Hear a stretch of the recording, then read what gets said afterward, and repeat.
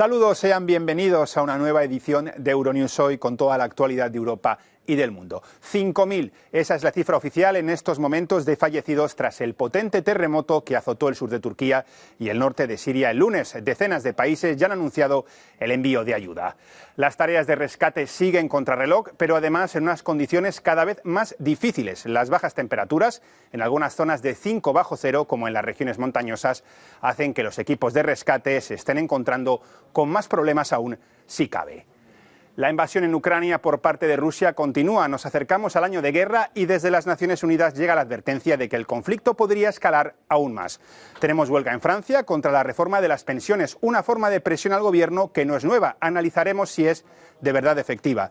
En Perú veremos los recientes corrimientos de tierras que han llegado a arrastrar aldeas enteras y terminaremos con un festival de luz en Dinamarca. No se lo pierdan. Arrancamos como siempre y lo hacemos con los titulares. Ya son 5.000 los fallecidos en los dos terremotos que han sacudido Turquía y Siria. Los equipos de rescate continúan buscando supervivientes. El secretario general de la ONU, Antonio Guterres, advierte de una guerra más amplia respecto a la invasión rusa de Ucrania. Miles de franceses en la calle para protestar contra la reforma de las pensiones que retrasa la edad mínima de jubilación de los 62 a los 64 años. El Festival de las Luces de Copenhague durará hasta el 26 de febrero e iluminará las largas noches de invierno. La cifra oficial de muertos por los dos terremotos en Turquía y Siria alcanza los 4.300, un número que continúa ascendiendo. En Turquía, los últimos datos de la Agencia Nacional de Emergencias estiman en más de 2.900 el número de fallecidos y en más de 15.000 los heridos. Las bajas temperaturas inferiores a los 5 grados y la nieve propios de estos territorios montañosos de difícil acceso dificultan la búsqueda de supervivientes. Por el momento, unas 7.800 personas han sido rescatadas. Los terremotos ocurrieron a lo largo de este lunes en Turquía y Siria. El primero, según el Servicio Geológico de Estados Unidos, alcanzó una magnitud de 7,8 en la escala Richter. El segundo, que se produjo en el sureste turco, registró una magnitud de 7,5. El presidente de Turquía ha calificado el suceso como la mayor tragedia del último siglo. La Agencia Nacional de Emergencias afirma que se han desplegado más de 25.000 efectivos. Mientras tanto, la guerra civil en Siria, que ya dura más de 10 años, impide llevar a cabo el recuento oficial de víctimas. La Oficina de la ONU para la Coordinación de Asuntos Humanitarios ha recordado que en las zonas realmente afectadas por el terremoto residen 4,1 millones de personas que dependen de la ayuda humanitaria para sobrevivir. 13 países de la Unión Europea han ofrecido este lunes equipos de búsqueda y rescate, y el presidente turco Recep Tayyip Erdoğan señaló que un total de 45 naciones han ofrecido ayuda.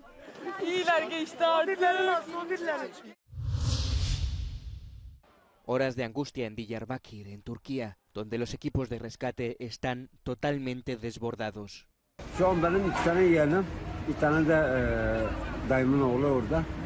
Yani şu an can çekişiyor, yani toprağın altında.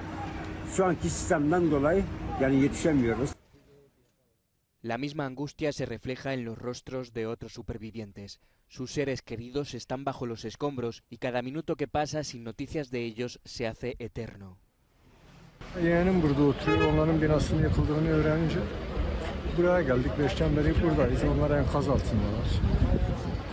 Umutla bekliyoruz çıkarılmalarını. Şu anda çalışma durdu, yeni bir deprem bekleniyormuş herhalde.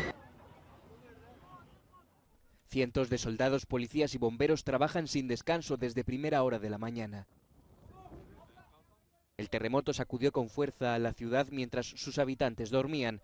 Muchos edificios se derrumbaron en ese momento. Otros lo han hecho en alguna de las numerosas réplicas que se han producido en las horas posteriores, dificultando aún más la labor de los servicios de rescate.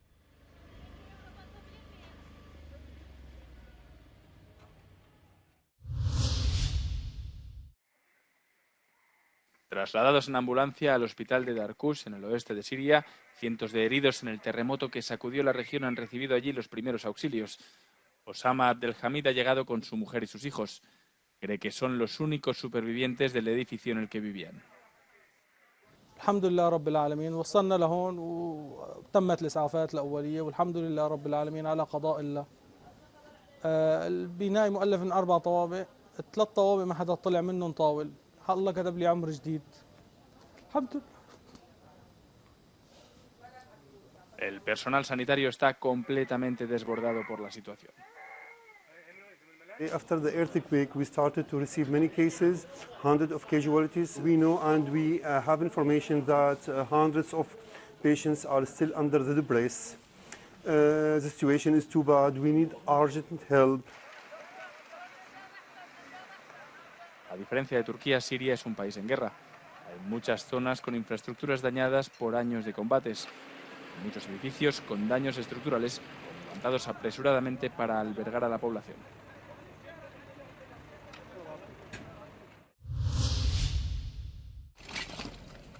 Más de 45 países responden al llamamiento urgente de ayuda de Turquía. Decenas de naciones y organizaciones se han ofrecido a colaborar en las labores de rescate en el sureste del país y el noroeste de Siria, tras el desastre causado por el terremoto de este lunes que ha provocado miles de muertos. Se ha producido el esperado apoyo de España y muchos otros países miembros de la Unión Europea, materializado en el envío de equipos para remover escombros, junto con otros de búsqueda y rescate. Ya hay soldados rusos sobre el terreno en Siria. Moscú está proporcionando 4 aviones cargados de personal y equipos de socorro a Turquía. Estados Unidos ha dicho que está comprometido a ayudar a los residentes a ambos lados de la frontera entre Turquía y Siria, devastada por los seísmos, pero Washington ha descartado tratar directamente con el gobierno sirio.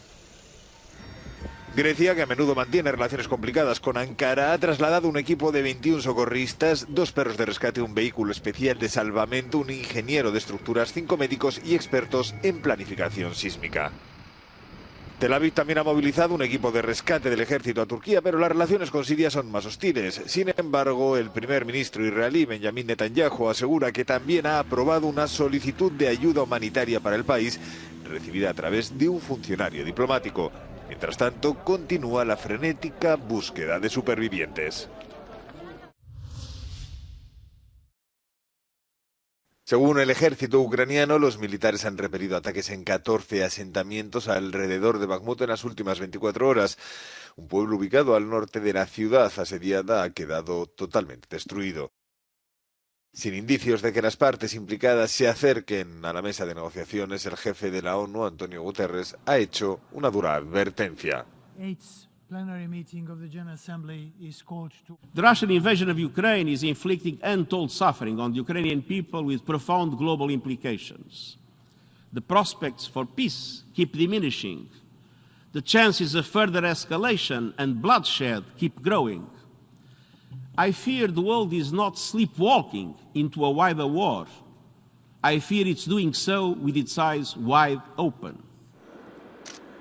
Polonia ha desplegado las baterías de misiles Patriot adquiridas de Estados Unidos en la capital del país, Varsovia, como parte de los ejercicios militares.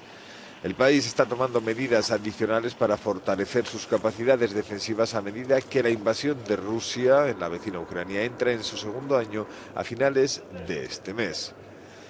Y las consecuencias de la guerra son muy reales. El lunes se celebró en Kiev el funeral de un soldado que murió luchando en el frente en el este de Ucrania. Falleció en las intensas batallas de artillería de Bakhmut contra las tropas rusas el mes pasado.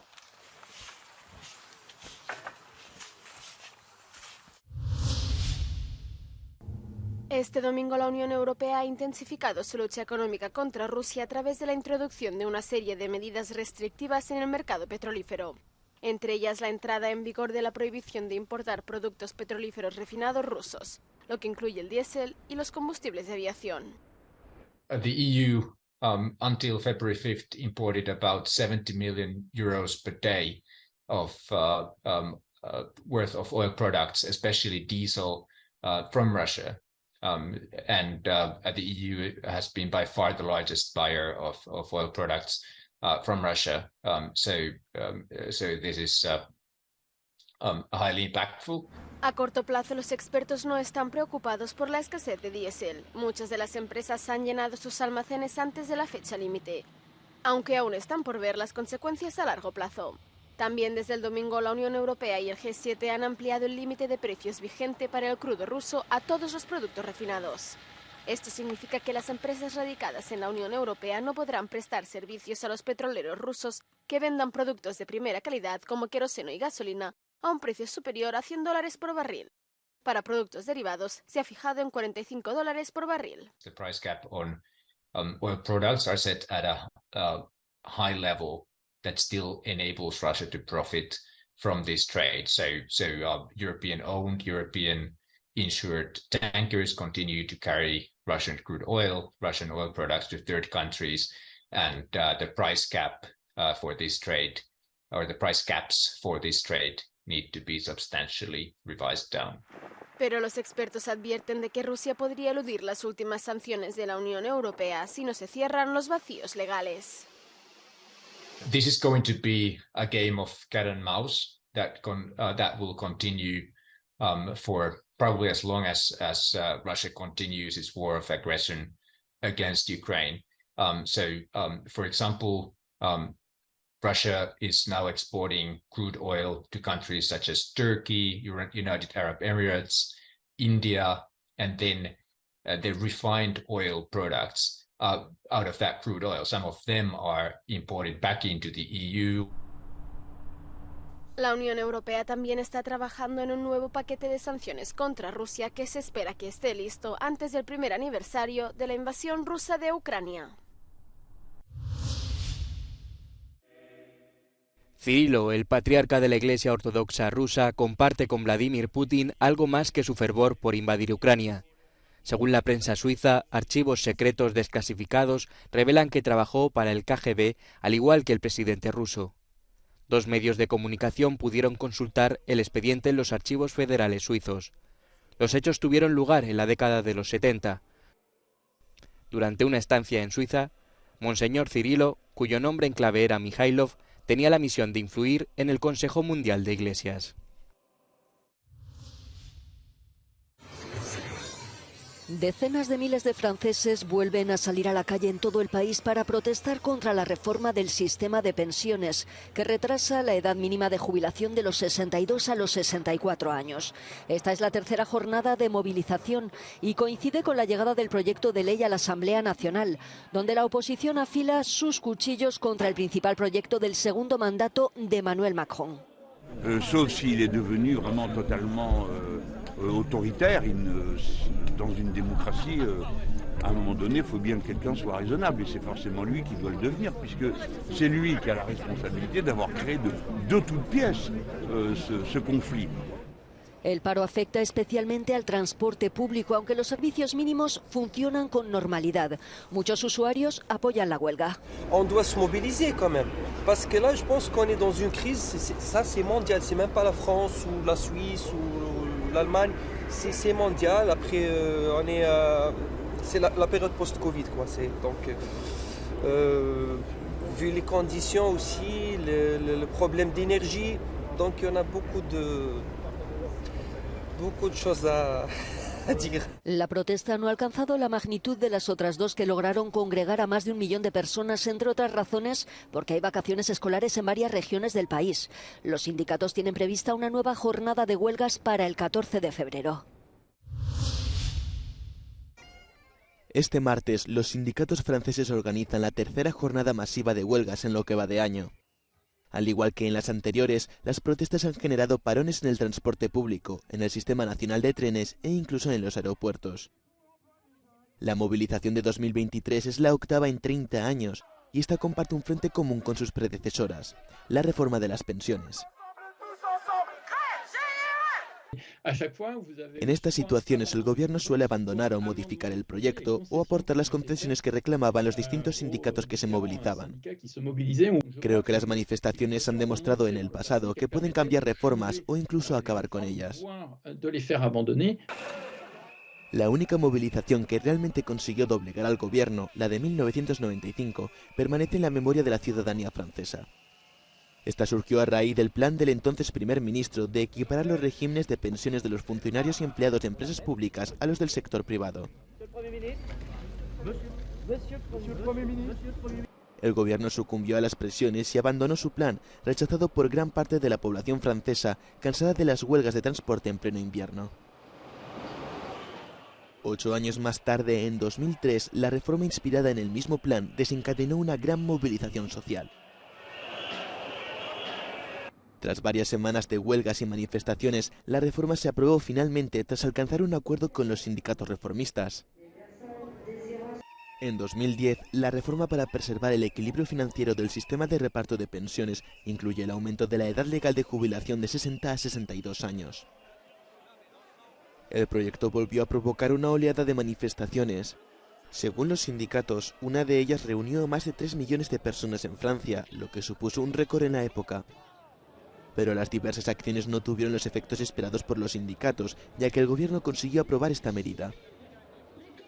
Las manifestaciones actuales en contra de la reforma del presidente Emmanuel Macron de aumentar la edad de jubilación a los 64 años ya han conseguido movilizar a millones de personas en todo el país.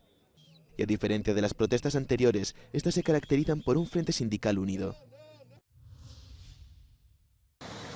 Pero añade a la crisis política una catástrofe natural. Las fuertes lluvias han provocado corrimientos de tierra y han causado daños en varias localidades del sur del país.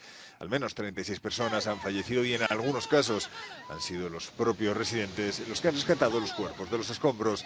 Las autoridades aseguran que más de 600 casas están inhabitables. Los daños afectan también a puentes, canales de riego y carreteras. Responsables locales han pedido maquinaria para despejar 3 kilómetros bloqueados de una de las vías principales. En estos oscuros y fríos días de invierno en Copenhague, las luces dan alegría a las calles. El Festival de la Luz de la ciudad reúne un total de 67 instalaciones artísticas de autores de todo el mundo que van desde esculturas hasta proyecciones en los principales distritos de la capital danesa. The Light Festival is for all the people.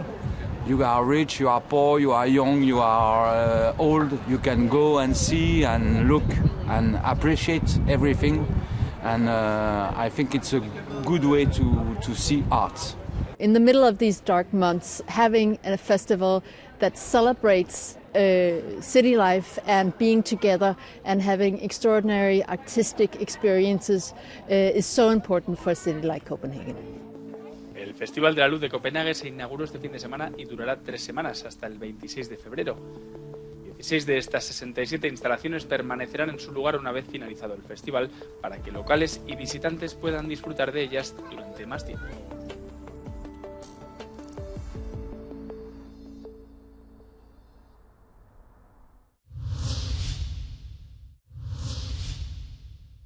Hasta aquí llega esta edición de Euronews Hoy. Gracias por acompañarnos una vez más. Ya saben que pueden seguir informándose en nuestras plataformas digitales y en nuestro canal de televisión.